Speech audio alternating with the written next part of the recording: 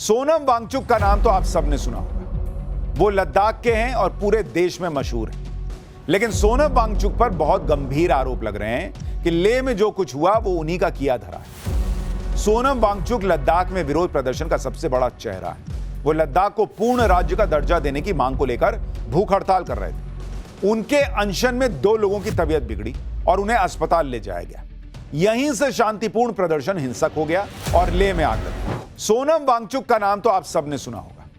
वो लद्दाख के हैं और पूरे देश में मशहूर हैं। लेकिन सोनम वांगचुक पर बहुत गंभीर आरोप लग रहे हैं कि लेह में जो कुछ हुआ वो उन्हीं का किया धरा है। सोनम वांगचुक लद्दाख में विरोध प्रदर्शन का सबसे बड़ा चेहरा है। वो लद्दाख को पूर्ण राज्य का दर्जा देने की मांग को लेकर भूख हड़ताल कर रहे थे। उनके अनशन में 2 लोगों की तबीयत बिगड़ी और उन्हें अस्पताल ले जाया गया। यहीं से शांतिपूर्ण प्रदर्शन हिंसक हो गया और लेह में आग लगी। इस हिंसा के बाद सोनम वांगचुक ने अपना अनशन रद्द कर दिया, लेकिन गृह मंत्रालय ने सीधा नाम उन्हीं का लिया कि वांगचुक की वजह से लेह में बवाल हुआ। सोनम वांगचुक पर ताबड़तोड़ एक्शन भी शुरू हो गए, लेकिन वांगचुक ने लेह हिंसा को लेकर यह कहा कि यह युवा पीढ़ी की भड़ास है, एक तरह का जेनजी आंदोलन है। लेह में हिंसा के बाद सोनम वांगचुक सफाई दे रहे हैं। वांगचुक इस हिंसा को युवाओं की भड़ास बता रहे हैं, लेकिन गृह मंत्रालय ने लेह हिंसा को लेकर वांगचुक पर जो आरोप लगाए हैं उसके मुताबिक सोनम वांगचुक के भड़काऊ बयानों से हिंसा भड़की। हिंसा जब भड़क गई तो वांगचुक स्थिति संभालने की कोशिश करने की जगह पर अपनी भूख हड़ताल तोड़कर एक एम्बुलेंस में बैठे और अपने गांव निकल लिए। यानी अगर सोनम वांगचुक चाहते तो भीड़ को कंट्रोल कर सकते थे, यह आरोप लग रहा है। और सोनम वांगचुक खुद कह रहे हैं कि भाई ये उनके इस आंदोलन को पूरे लेह का समर्थन था, लद्दाख का समर्थन था। तो अगर सोनम वांगचुक इतने बड़े लीडर हैं तो उनको उस भीड़ को कंट्रोल भी करना चाहिए था जो बेकाबू हो रही थी। और सोनम वांगचुक पर इस वक्त एक बड़ी खबर भी आ रही है। लेह हिंसा मामले में लद्दाख पुलिस का एक्शन होने की खबर आ रही है। सोनम वांगचुक पर एफआईआर दर्ज हो गई है। लद्दाख पुलिस ने लेह हिंसा पर एफआईआर दर्ज की है और एफआईआर में एक आरोपी सोनम वांगचुक को भी बनाया गया है।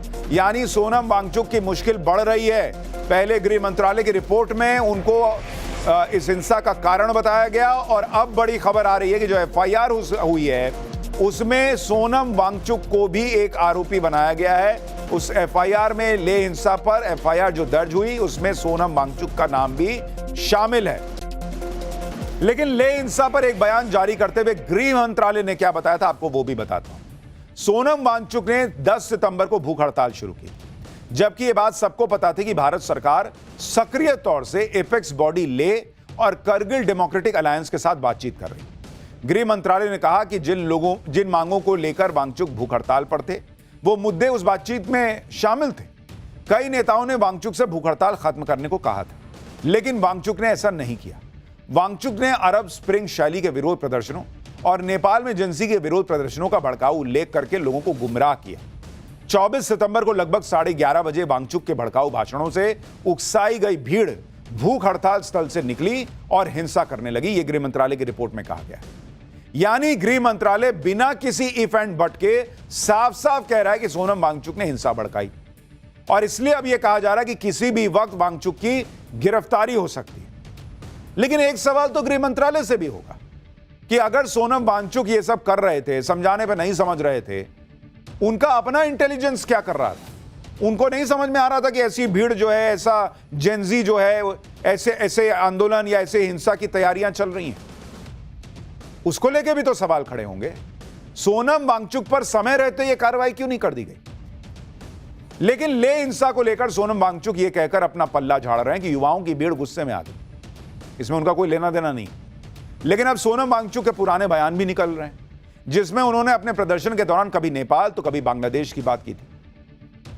आरोप है कि इस तरह के प्रोटेस्ट जिन्होंने दूसरे देशों में तख्ता पलट कर दिया, उनकी बात करके सोनम वांगचुक ने लद्दाख को नेपाल बांग्लादेश बनाने की साजिश की थी। क्या आप सोनम वांगचुक के वो पुराने बयान देखिए जो वायरल हो रहे हैं। दावा है कि 10 सितंबर 2025 को ही सोनम वांगचुक ने कहा कि बांग्लादेश, नेपाल, श्रीलंका की तरह लद्दाख में भी आम जनता बदलाव लाएगी। उनके कुछ वीडियो वायरल करके यह आरोप लगाया जा रहा है कि सोनम वांगचुक ने प्रदर्शनकारियों को नकाब पहनकर हिंसा करने के लिए उकसाया। आरोप है कि सोनम वांगचुक कश्मीर स्टाइल में लद्दाख में जनमत संग्रह कराने की भी मांग कर चुके हैं। सोनम वांगचुक उस कांग्रेस पार्षद का भी बचाव कर रहे हैं जिस पर हिंसा भड़काने के आरोप में एफआईआर। सोनम वांगचुक का एक बयान भी वायरल हो रहा है जिसमें वो नेपाल बांग्लादेश की बात कर रहे हैं। एक बार इसको सुनिए, फिर जो आरोप लग रहे हैं उनकी सच्चाई भी बताऊंगा। यही वो बयान है जिनको लेकर सवाल उठ रहा है कि अगर सोनम वांगचुक खुद शांतिपूर्ण तरीके से भूख हड़ताल कर रहे थे तो जो सुनने आए थे उनको ये क्यों कह रहे थे कि श्रीलंका, नेपाल और बांग्लादेश जैसा यहां पर बदलाव आ जाएगा? श्रीलंका, नेपाल और बांग्लादेश में तो भूख हड़ताल करके बदलाव नहीं आया। वहां तो हिंसा हुई, आगजनी हुई, तोड़फोड़ हुई, मारापीटी हुई, पब्लिक सड़क पर आ गई, देश जलाने लगी। तो जब आप अगर खुद भूख हड़ताल में विश्वास रखते हैं तो जो सुनने आए थे उनको उन देशों का उदाहरण क्यों दे रहे थे? यह सवाल पूछा जा रहा है। सोनम वांगचुक के ऐसे ही बयान को लेकर उन पर गंभीर आरोप लग रहे हैं। सवाल उठ रहे हैं कि कहीं वो विदेशी ताकतों के हाथ में तो नहीं खेल रहे। पिछले साल मार्च में जब लद्दाख में भारत और चीन की सेना बॉर्डर पर आमने सामने थी, तब सोनम वांगचुक ने यह धमकी दी थी कि अगर चीन लद्दाख में घुसने की कोशिश करेगा तो हम चीन से नहीं लड़ पाएंगे। सुनिए।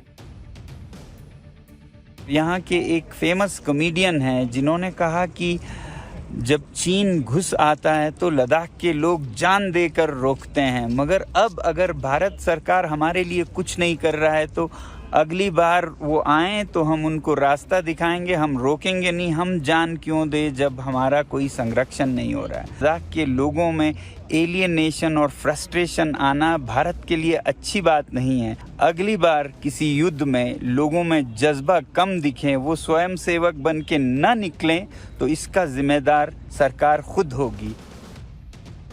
सोनम वांगचुक का एक पक्ष अगर सही भी हो सकता है कि वो सरकार को जगाने का प्रयास कर रहे थे, तो दूसरा पक्ष ये गलत लगता है कि वो जो उदाहरण दे रहे हैं वो ठीक नहीं। कि अगर सरकार हमारे लिए, लद्दाख के लोगों के लिए कुछ नहीं कर रही है तो लद्दाख के लोग चीन से जब लड़ने का मौका आएगा तो घर से ना निकलें, तो आप उस पर आश्चर्य मत कीजिएगा। क्यों ना निकलिएगा बॉस? अगर देश आपके लिए कुछ नहीं कर रहा है तो आप देश को छोड़ दीजिएगा। घर में अगर माँ बाप आपके लिए कुछ नहीं कर रहे हैं तो आप छोड़ दीजिएगा कि ना अब तो हम घर में कुछ हो जाए, चोर आ जाए, डकैत आ जाए, हमको कोई फर्क नहीं पड़ता, होने तो जाओ ले लो, उधर पैसा रखा ले लो। ऐसा करते हैं आप अपने घर में। तो लद्दाख के लोगों का भी घर है ना भारत। सरकार से आपको नाराजगी है, इलेक्शन में बदल दीजिए सरकार, लेकिन चीन घुसेगा और हम कुछ नहीं करेंगे, यह कैसे चलेगा? इतना ही नहीं, सोनम वांगचुक के विदेशी दौरों पर भी सवाल उठते रहे। आरोप है कि इसी साल फरवरी में सोनम वांगचुक पाकिस्तान गए थे। पाकिस्तान की मीडिया के कार्यक्रम में शामिल होते हुए वांगचुक ने पाकिस्तान की मीडिया की तारीफ की थी। स्कार्दू और बाल्टिस्तान जैसे इलाकों को ऑटोनॉमी देने के लिए वांगचुक ने पाकिस्तान की तारीफ की थी। इसके अलावा तिब्बत को ऑटोनॉमी देने पर भी वो चीन की तारीफ कर चुके हैं। सोनम वांगचुक की एक और फोटो भी वायरल हो रही है जिसमें वो भारत विरोधी माने जाने वाले बांग्लादेश के मोहम्मद यूनुस के साथ दिख रहे हैं। इस पर सोशल मीडिया पर लोग सवाल उठा रहे हैं कि क्या सोनम वांगचुक की चीन, पाकिस्तान, बांग्लादेश से नजदीकी। हालांकि ये फोटो कब की है ये तो अभी पता नहीं। और मोहम्मद यूनुस तो कोई आज ना बने भाई बांग्लादेश के केयरटेकर पीएम, उसके पहले किसी के साथ फोटो खिंचा लेंगे तो उसकी कोई सेटिंग गेटिंग है। सोनम वांगचुक पर जो गंभीर आरोप लगे हैं उनमें एक आरोप यह भी लग रहा है विदेशी फंडिंग को लेकर। सोनम वांगचुक से जुड़ी जो संस्थाएं, उसमें कई वित्तीय गड़बड़ियों के भी आरोप लग रहे हैं। सोनम वांगचुक HIAL यानी हिमालयन इंस्टीट्यूट ऑफ ऑल्टरनेटिव्स नाम की संस्था के फाउंडर हैं। साल 2023-24 में इस संस्था को 6 करोड़ की डोनेशन मिली और अगले ही साल ये डोनेशन 15 करोड़ हो गई। आरोप लग रहा है कि HIAL के 7 बैंक खाते हैं जिनमें से 4 अघोषित हैं। आरोप है कि इस संस्था के पास विदेश से करीब 1.5 करोड़ रुपए आए, लेकिन इस संस्था के पास FCRA का पंजीकरण नहीं है जो विदेश से पैसा मंगवाने के लिए जरूरी होता है। एक और कंपनी है जिसका नाम शेश्योन इनोवेशंस प्राइवेट लिमिटेड है। इसके डायरेक्टर वांगचुक और उनकी पत्नी है। आरोप है कि HIAL से करीब 6 करोड़ रुपए का ट्रांजैक्शन वांगचुक ने अपनी निजी कंपनी में कर लिया। शेश्योन इनोवेशंस प्राइवेट लिमिटेड के भी 3 बैंक खाते हैं जिसमें से 2 अघोषित हैं।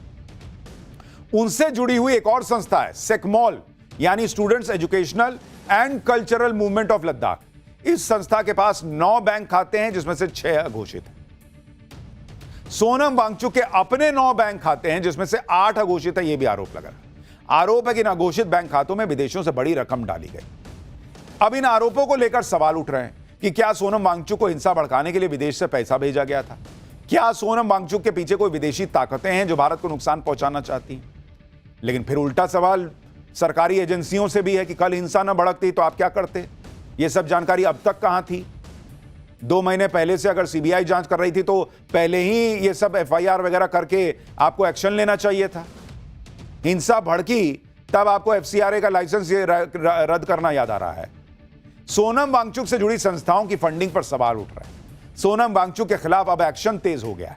सरकार ने सोनम वांगचुक की संस्था सेकमॉल का एफसीआरए लाइसेंस कैंसिल कर दिया। यह एक्शन उन आरोपों को देखते हुए लिया गया जिसमें वांगचुक की संस्था के बैंक खातों में वित्तीय अनियमितता देखी गई। स्वीडन से फंड ट्रांसफर हुए हैं, जिसे लेकर सरकार का यह मानना है कि यह राष्ट्रहित के खिलाफ है। आरोप है कि स्वीडन से 4,93,000 रुपए की डोनेशन आई। यह डोनेशन इसलिए दी गई ताकि युवाओं को माइग्रेशन, क्लाइमेट चेंज जैसे मुद्दों पर जागरूक किया जा सके। इसके अलावा फूड सिक्योरिटी और संप्रभुता जैसे मुद्दों पर भी जागरूक किया जा सके। इसी को लेकर गृह मंत्रालय ने आपत्ति जताई कि संप्रभुता जैसे मुद्दों पर विदेशों से फंड लेकर वर्कशॉप लगाना राष्ट्रहित के खिलाफ है। इससे पहले गृह मंत्रालय ने एक्टिविस्ट सोनम वांगचुक की संस्था सेकमॉल को लेकर एक शो कॉज नोटिस भी भेजा था, जिसमें वित्तीय गड़बड़ी पर जवाब मांगा गया था। आरोप है कि वित्त वर्ष 2021-22 में वांगचुक ने सेकमॉल के एफसीआरए अकाउंट में 3.5 लाख रुपए जमा किए थे, जो एफसीआरए एक्ट के सेक्शन 17 का उल्लंघन है। इसके अलावा वांगचुक की एक और संस्था के खिलाफ भी सीबीआई की जांच चल रही है। वांगचुक की संस्था HIAL पर फॉरेन कंट्रीब्यूशन रेगुलेशन एक्ट के उल्लंघन का आरोप है। अगस्त में HIAL का जमीन आवंटन रद्द कर दिया गया था। लद्दाख प्रशासन ने दावा किया था कि जमीन का उपयोग आवंटन उद्देश्यों के लिए नहीं हुआ। सोनम वांगचुक पर ताबड़तोड़ एक्शन के बीच अब यह कहा जा रहा है कि सोनम वांगचुक की गिरफ्तारी जल्द हो सकती है, लेकिन सोनम वांगचुक का दावा है कि उनकी गिरफ्तारी से हालात और बिगड़ जाएंगे। वो कह रहे हैं कि हिंसा के लिए उन्हें बलि का बकरा बनाया जा रहा है। सोनम वांगचुक ने कहा कि उन्हें पब्लिक सेफ्टी एक्ट में 2 साल के लिए जेल में डालने की तैयारी चल रही है। हालांकि सोनम वांगचुक पर उठे सवालों के बीच उनके कुछ ऐसे वीडियो भी वायरल हो रहे हैं जिनका कल की हिंसा से कोई लेना देना नहीं।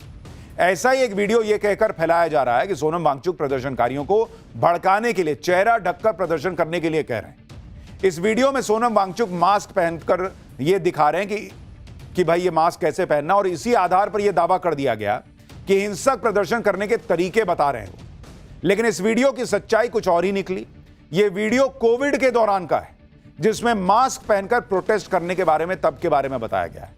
लेकिन ऐसे वीडियो को ले हिंसा के ठीक पहले का वीडियो बताकर वायरल किया जा रहा है। यह कहा जा रहा है कि वो तो मास्क पहन के प्रदर्शन करना सिखा रहे हैं। लेकिन यह वीडियो कोविड का वक्त का है कि भाई उस वक्त अगर कुछ चल रहा था तो भाई उसमें मास्क पहन के प्रदर्शन कर रहा है। तो ऐसी बहुत चीजें भी सोशल मीडिया पे चल रही हैं। कुछ आरोप हैं, कुछ आरोप को सच्चाई बताने का प्रयास भी है, इसलिए बहुत संभल के हर फैक्ट को खंगालते हुए चलना है।